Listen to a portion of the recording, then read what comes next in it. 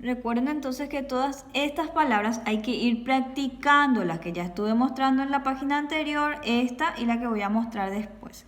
¿Por qué nos va a servir? Porque nosotros vamos a poder comentar oraciones o cosas que están pasando en guaraní.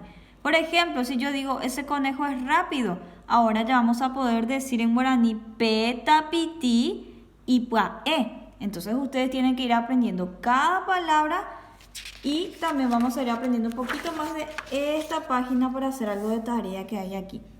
Cuando alguien es niñito, un bebé, se dice mitami, mitami. En cambio, si es alguien mayor, un anciano, un abuelito, le decimos tuya, que ya es viejo.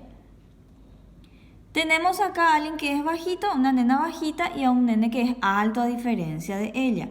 Cuando alguien es bajo o baja se dice carape o cuando algo es bajo, carape. Y si algo o alguien es alto decimos ubate. Repitan, ubate. Ahora vamos a hacer esta tarea un ratito y dice, trabajo con alegría, amba apo ape. Amongurusu, ¿qué significa amongurusu? Marco con cruz. Nos pide acá con este lápiz que miremos los dos y dice, marco el más largo y pucúa, el que es más largo en guaraní era pucú. ¿Cuál es el más largo? Entonces voy a marcar con una cruz. Acá nos dice el más bajo, carapé. ¿Cómo se dice carapé en guaraní? Está acá luego con el ejemplo de la nena bajita. Baja, se dice carapé en guaraní. Tenemos 3 dibujitos de árboles. ¿Cuál es el más bajo? Y carapé es bajo. Tenemos acá una mesa con un gato y una manzana.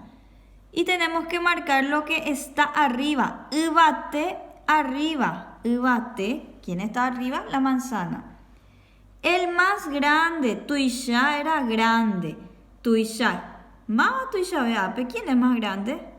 Él, entonces le marcamos. Y entonces terminamos por hoy la tarea. Quiero que practiquen por favor cada palabrita. Utilicen ejemplos en casa. Por ejemplo, sus lápices usen también.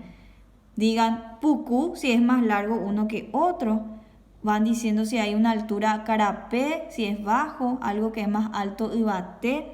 Usan los ejemplos de puae, behue, si algo está limpio poti, si está sucio kua. Van usando así y hasta ahí por hoy guaraní.